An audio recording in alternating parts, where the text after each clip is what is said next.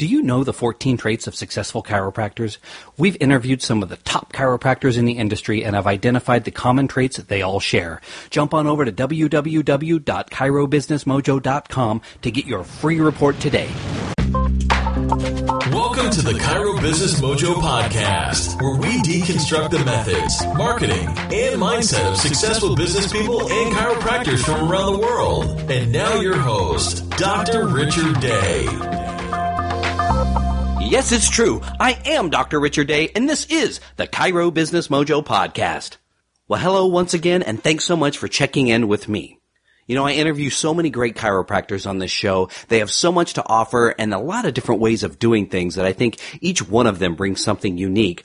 But one of my favorite things to do is to interview the non-chiropractors, those folks who aren't chiropractors, but they really are on point and on target in their own businesses and their lives. And today's guest is exactly that type of person. Betsy Pake is an entrepreneur, award-winning business achiever, competitive weightlifter, and success coach who hosts the popular podcast, The Art of Living Big. She earned her BA in psychology in 1994 at Castleton University in Vermont and is certified in precision nutrition and as an infinite possibilities trainer. She's currently working on her NLP Practitioner Certification, and her mission is to help inspire others to thrive through change and to live their big life. Her latest book, Start Small, Live Big, speaks to that ideal. She speaks to companies and nonprofits on how to impact their organizations with individual leadership and team building by focusing on starting small. She loves a good tailgate, the beach, and she'd push you out of the way for some goat cheesecake. She's the author of the best-selling book, Become a Nutrition Ninja, and lives outside Atlanta, Georgia with her husband Craig and their daughter Olive. Welcome, Betsy Pake. Hey there. Thanks for having me. Thanks so much for checking in with us today, and I invite you to jump in and fill in any of the gaps that I may have glossed right over in your bio.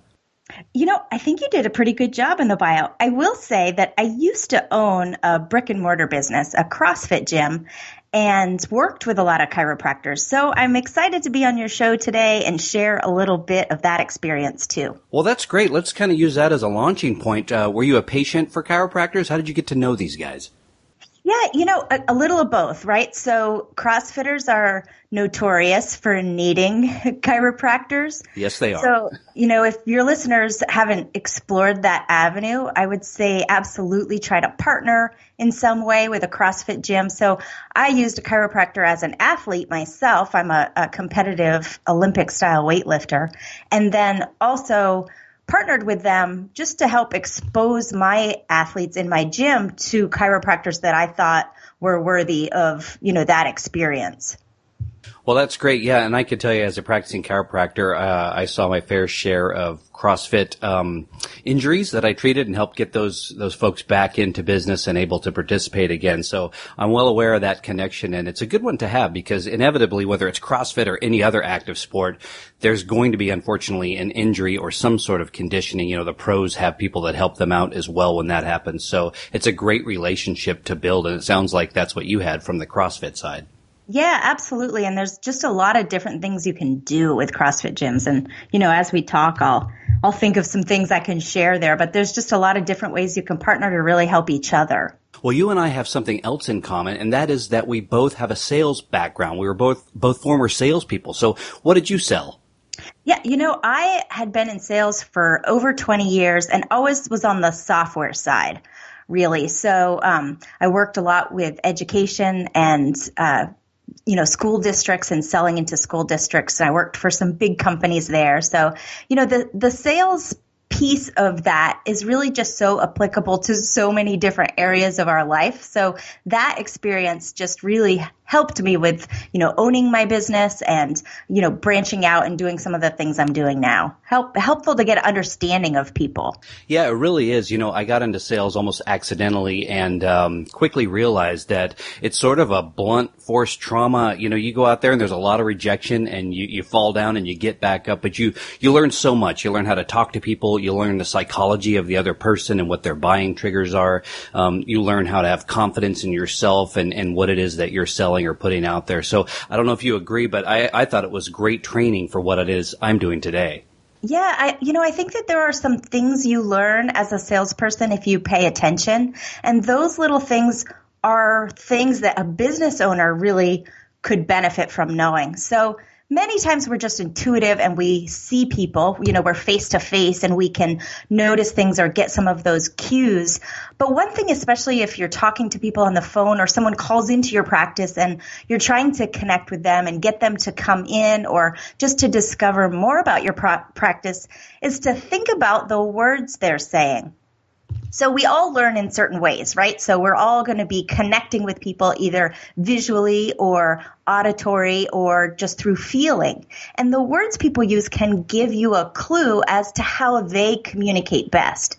So you may be saying, oh yeah, I hear ya. But if they're a feeling person, when you say I hear ya, it goes right over their head. So if you hear them saying, I feel this way, or I have felt at other practices that I wasn't getting blah, blah, blah, pay attention to those words that they use and reinforce those. Wow, I always feel really great when people come into my practice. I can tell that people feel really comfortable. So use those same words back to them. And that connection is really something that can help draw people in and help that rapport. Yeah, that's great advice. We called it feel, felt, found. Sure. We understand how you feel, and a lot of people have felt that way, and we've found this. And really, it's also about finding their pain points and coming up with a solution as well. And whenever I say pain points as a chiropractor, people think literally what hurts. But in our business, that's exactly what it is. Well, let's shift and talk about what you're doing currently. One of the things you're doing in your coaching is you're helping people achieve the big life. What is our big life? Yeah, that's a great question. So our big life is going to be different no matter who you're talking to. Their version of what is going to be greatness or success is going to be different. So I have found that even my big life and what I envision changes as I grow. So I have an idea of what a big life would be for me in 5 years. But I also have an idea of what a big life would be for me right now. And it's great relationships, having a good relationship with my husband where we do things, have adventures, a relationship with my teenage daughter where we talk about things and she's open, having a good relationship with my clients where they feel like they're making progress and we're moving forward. So a big life is going to be different for everybody, but it really is whatever your greatness is. And one thing I've found is that if I talk to somebody and I say, like, what's your big life? And they don't know, but they could tell me what they don't want, right? So they could go on and on about all the things they're trying to avoid. And so I think it's really, really important to really identify what's a big life for you, what's greatness for you, what's a vision of what you really want. Do you ever find that people, the life they're envisioning for themselves is all within their comfort zone? I think that there's got to be a balance, right? So there's got to be some things that you're comfortable with and that you're happy with in your life right now. But I think that when you get uncomfortable is when you're really growing. So it's really important when you feel that fear or when you feel like, oh, this isn't something I'm used to doing. For example, right now, I'm really exploring working on video, right? So sharing videos with some of my lessons, but it freaks me out. And so I know that's something I have to do, right? I know that means I'm growing. It means I'm pushing the boundary. And if I'm only reaching to, where I can reach with my hands, then that's all familiar stuff. But if I'm reaching beyond that, that's where you really grow. And then you become a different person. And I always say, like, my biggest fear is not waking up next year and realizing that, something bad happened. My biggest fear is waking up and realizing everything is exactly the same. I always want to be growing. Well, you mentioned relationships and travel. What else are you helping people with? Well, I worked for, I had my CrossFit gym, and sort of my transition is sort of interesting, and some other people may relate to this, but I had a CrossFit gym and it was a brick and mortar business. And I found it was really stifling for me only because I like to travel and I like to go places and do things. And so I decided after several years to sell that business, and I sort of shifted my business online. Now, I'm a precision nutrition coach, and I'm a master's competitive weightlifter. So I'm in my 40s, but I compete with Olympic lifting. And so I had a lot of clients from my gym that kind of shifted over to my nutrition business online. And I'll tell you a little story really quick. But during that time when I opened my gym, my daughter was having a lot of trouble with anxiety. And we went to doctor after doctor after doctor. And what we found was that her amygdala was really overreactive. So that is the thing that causes your fight, flight, or fight response, right? So when that would trigger for her, the front cortex of her brain would shut down and she no longer had any access to rational thought. So when she would go to school or do something that was pretty normal, it would trigger that and she would just freeze and just had a really hard time moving forward. Well, at that same time, I had all these clients that I had gotten from all over the country that had come to me, and I was working with them. And, I started out working with them with their nutrition. But what I found was that the nutrition, we don't really see food as fuel as much as it's emotional. And so I found I was really starting to work with them in a different way.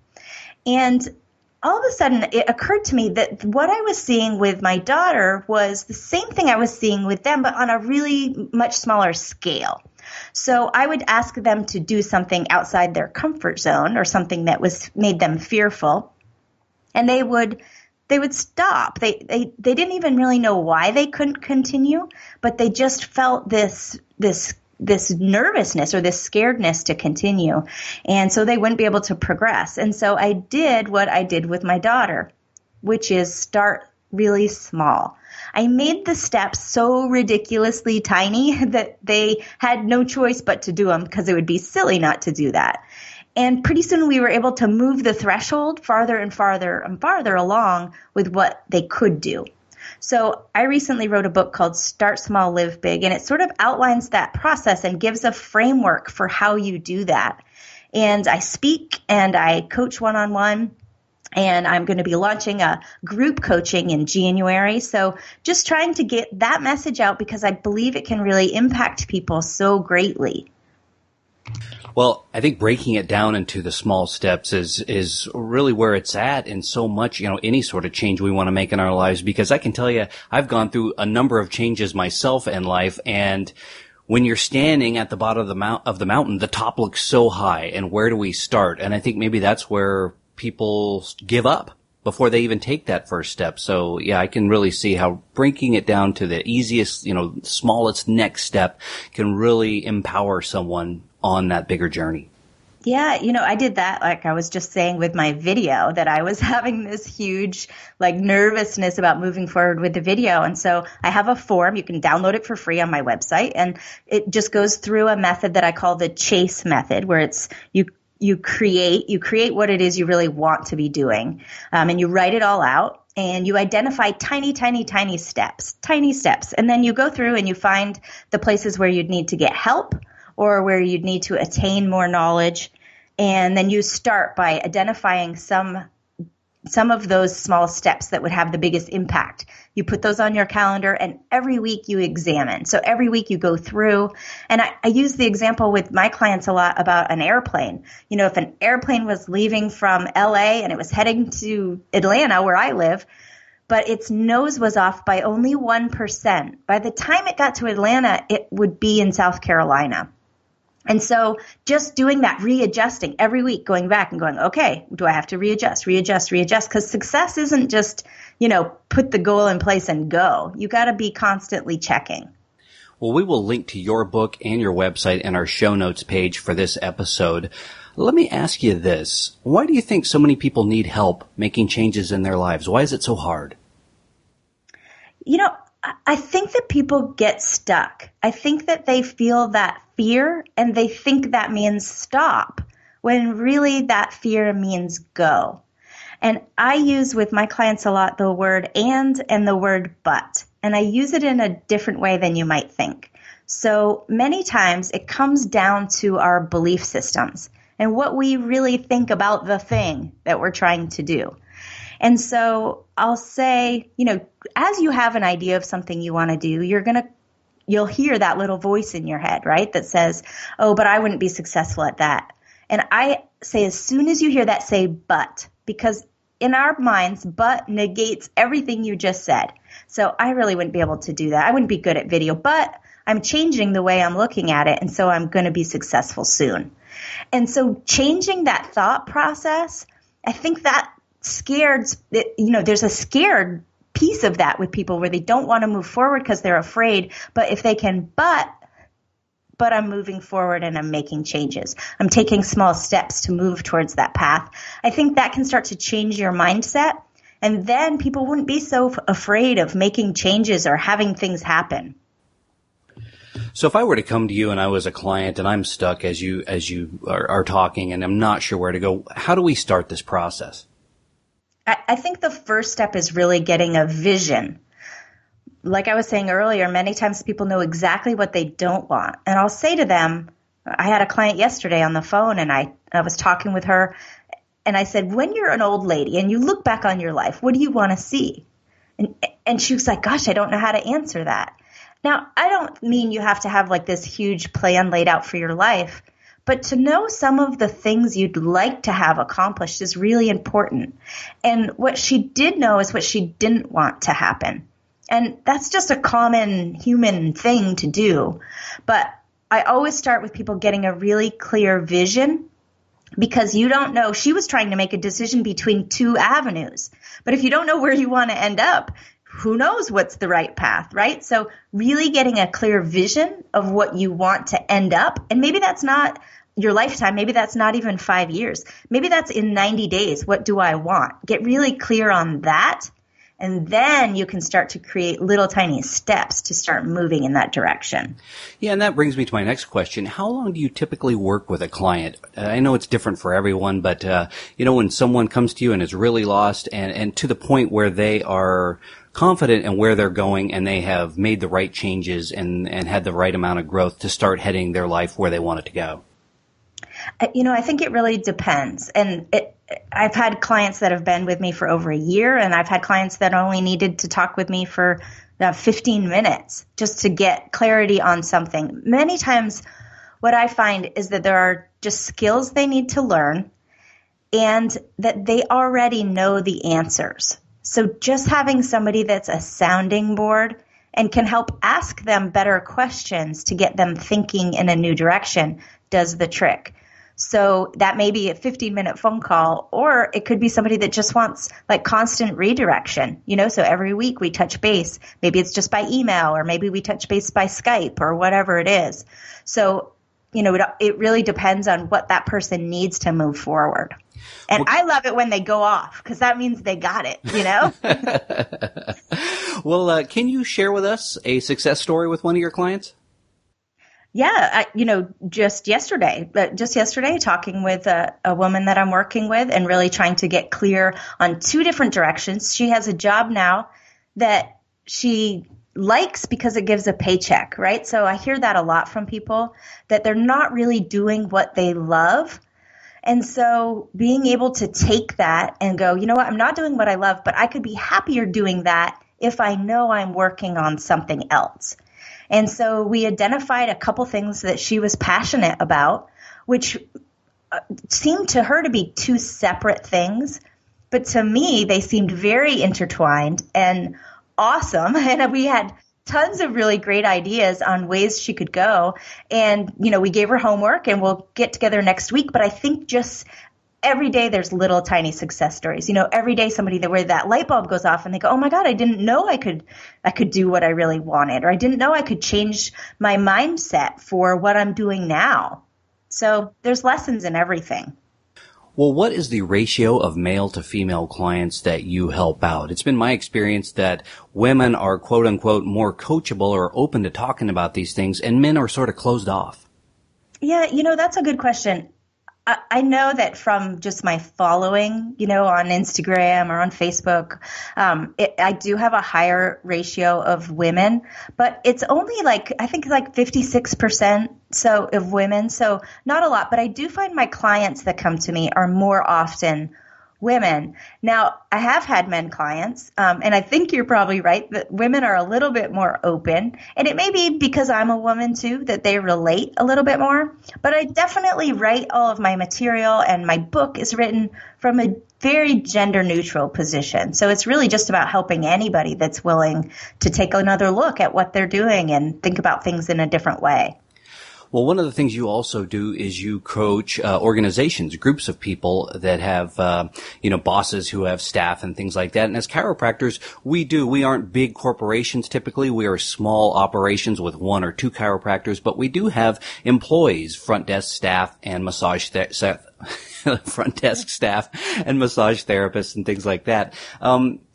And one of our challenges is really getting everyone on the same page, everyone to buy in, if you will, to our mission as a company and all be there when we need to be there. And I don't mean literally on time, but you know what I'm saying? Delivering the right message, the way it should be delivered, and really sharing a vision. So what are the things that you do to help leaders like us become better coaches and business owners? I think that's a good question. I think that one of the first things you have to remember is when it's your business that you are going to be the one that loves it the most, right? So you're going to be the one that has the most ownership of it. And if you want employees to be bought in, really, I think one of the first steps is becoming interested in what they're interested in. So it may be that they're interested in video. Maybe they vlog on the side. Maybe they have a YouTube channel. So if you become interested and you ask them questions and you get to really know them and who they are and what fires them up, then all of a sudden you can take that interest that they have and give them ownership of something inside the company that could benefit both of you. So, in that example, if they're a YouTuber or a vlogger, have them go out and find CrossFit gyms and do some video production on how to best treat different injuries or some things on nutrition if you do that, or go out with that massage therapist and video it, put it up and promote it. And now you'll have the CrossFit gym promoting you also because you're promoting their gym. And so now you've taken something that's important to somebody that you might not have known, but you're pulling it into the business. And I think that, giving people ownership of a piece of that makes everybody more excited. It brings in their unique energy. And I think that's just a really good place to start. It's just to really get to know what fires people up. Yeah, I love that because, I think there's sort of an old mentality in business where, I don't know where it comes from. Maybe it's the way things were done in the 70s and 80s, but, we're the boss and we're up here and this is what we're going to tell you to do. And you need to show us your loyalty by doing the things we ask. But I think it's shifted. The paradigm is different today, and really figuring out what drives people and motivates them. And if you look at Silicon Valley, internet and programming, companies, they're all, people have these ping pong tables in their, where there used to be a staff meeting room, and, they can wear shorts if they want to, but they're really engaging a buy-in at a much different level. And I agree with you. It sounds like doing those things, simple things like that, really you get so much more exponentially in output from that person. Yeah, there's studies that show that people don't leave their jobs because they don't like the job. It's not because they don't like the work. It's because they don't like who they work for. And so creating that relationship, I think everything comes back down to relationships, but creating a real relationship there will keep people with your company for years and years. Well, this show is all about providing actionable content for our listeners. So do you have one thing or a series of steps that someone can do tomorrow to start living big? Yes, start small. So pick one thing that you've been working on or one thing you've had in your mind that you wanted to do, and find the very smallest thing you could do to take action, and just do that one thing. Because many times people think motivation comes first and then you get into action, but that's not really the case. Really, action is what creates motivation. So find one tiny thing. Maybe you have an idea for, a new process at work. And so maybe you just make a list of people that could help you with the process. Well, now you've gone into action, and that triggers your brain to say, what's next, because our brains are process oriented. So get into action, start with something really small, and you'll find the motivation to propel yourself forward. Well, I want to take a step back and float up to the 30,000 foot level, look down at failure and success. We learn so much from successes in life, but we can learn even more when we have failures, setbacks, and obstacles. So can you share with us a story that you've had in your life, some sort of a setback, what you learned, how you overcame it? Yeah, I think just like all of us, we've probably all suffered a lot of setbacks, and a lot of different things happen in our lives, in our personal lives or in our business lives. And I always say to my clients when they're going through a hard time, we're like candles, but we don't know what our candle is for until we're in the dark. And so going through some of those hard times, I think it's the places where we grow, right? So don't worry about the pain. Pain is where we grow. And so I've had a lot of things in my life, really. When I was in high school, my mother died in a car accident, and that really propelled a lot of things for me and made me think about a lot of things. And it took me a long, long time to really be able to come to a point where I could really see some of the gifts in that. And so working through I've been through a divorce, so I've had some things in my personal life that were really catastrophic in a lot of ways. And I always say I would change those things if I could, but I wouldn't change who I've become because of those things. And so I think the thing that made the difference for me, and it took me a long time to get to this point in working through, what happened with my mom, was to not be afraid of the pain. I pushed away pain for 20 years, right? And the pain was always still right there. And I would get so tired of it. And it wasn't until I stopped and said, I'm just going to feel this, and I'm going to walk through the pain. I'm going to let myself cry every day, even though I'm 45, if that's what I have to do. And I'm going to work through it.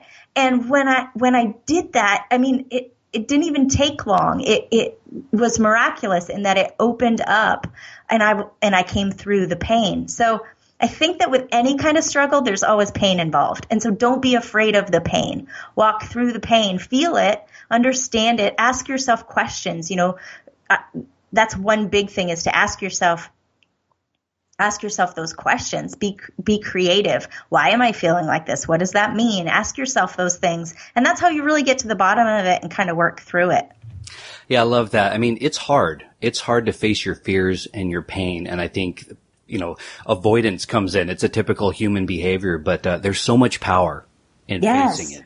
Yes. Yes, you feel brave and strong. Well, let's talk about the word success. It's a word that I talk about a lot in this show. A lot of my guests talk about it. You're in the success business, but it means something different to everyone. And it usually, someone can associate, someone that they look up to, as a role model for success. So do you have anyone? Is there anyone that comes to mind when you think of the word success?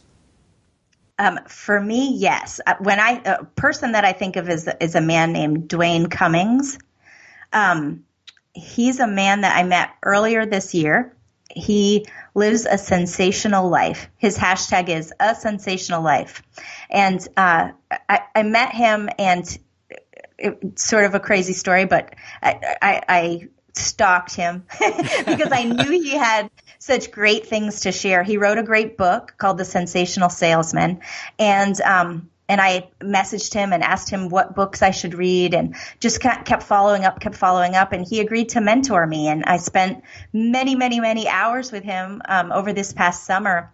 But I think that I learned so much about success from him, because I learned, that success is freedom, but that success is also those small little things, and it all bases on relationships, right? So just like we talked about, relationship at your office, how well do you know those people?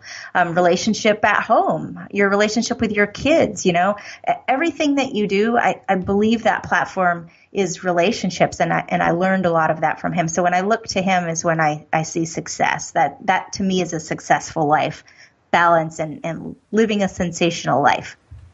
Well, over and over again, the people that I interview on this show talk about their daily habits, rituals and routines, affirmations, those sorts of things that they do every day that help them become more successful. Is there anything like that that you do that you'd want to share with us?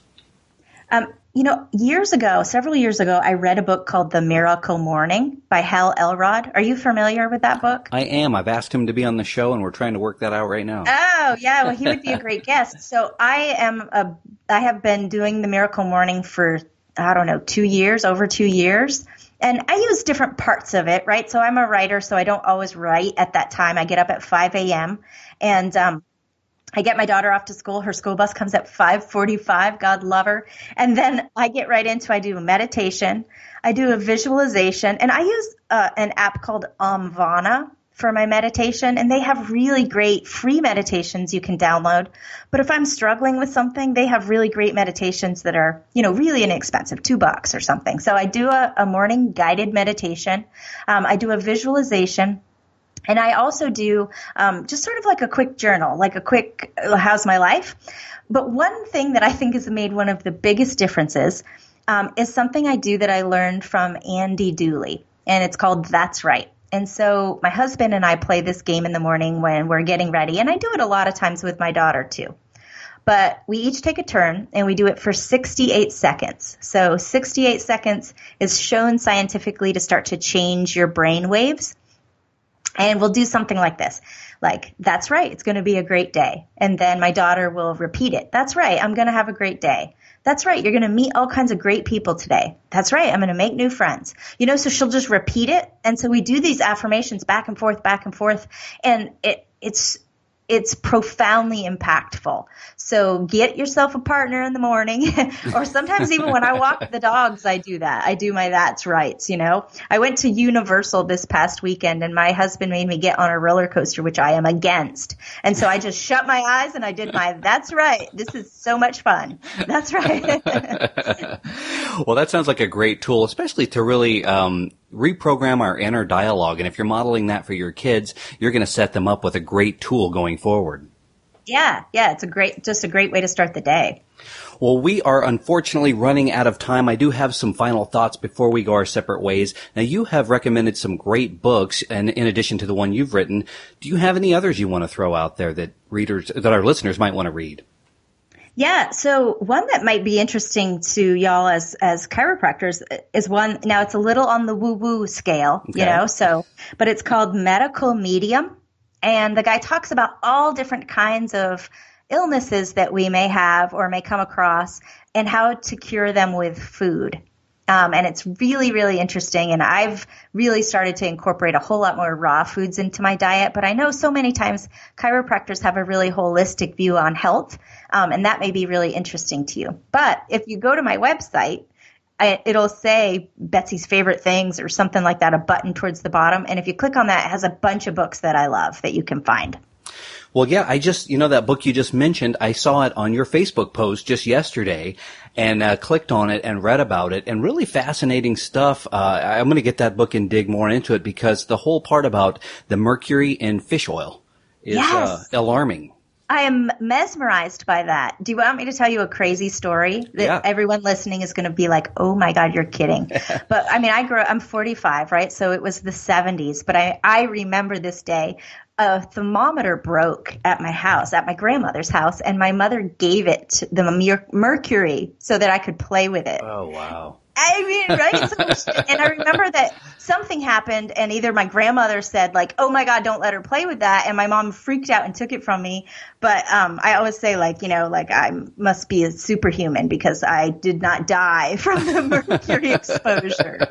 But I'm actively doing his mercury detox now so that I can get any extra out that's in there. Yeah, well, I read it, and it's something that we learn about in school. We learn about the process of biomagnification, which is where the big fish eats the little fish, and the little fish eats the littler fish. So the bigger the fish you eat, the more of mercury you have in there, because it's compounded, what was in the previous fish that it just ate. So his alternative was to go for a vegetable substitute, and I'm not a vegetarian. I'm a meat eater, and I enjoy it. But boy, the whole part of biomagnification, that's a powerful thing, and a lot of people with great intentions might be poisoning themselves. Yeah, it's crazy. Well, really interesting book. I will pick it up, and I'll link to that on the show notes as well. Now, what's the best business advice you've ever been given? Stay in your zone of greatness. So many times as entrepreneurs, we try to do everything, right? So we're creating our graphics and we're doing all of it. And if you like to do it, that's cool, do it. But if it's something that you don't like, pass it off to somebody else. Stay in the thing that makes you great, because that will start to create more ideas of things you could do in that zone. Well, what's the best way for people to contact you and find out more about what you do? Well, I'm everywhere on social media at Betsy Pake, but you can also find me on my website at betsypake.com. And right at the top, there's links to all my social media there too. Well, Betsy, thanks so much for spending your time with us here today and sharing your life story and some of the things that will help us all become more successful and live that big life. Yeah, I'm so happy to be here. Thanks for having me. Thanks for listening to the Chiro Business Mojo podcast at www.chirobusinessmojo.com.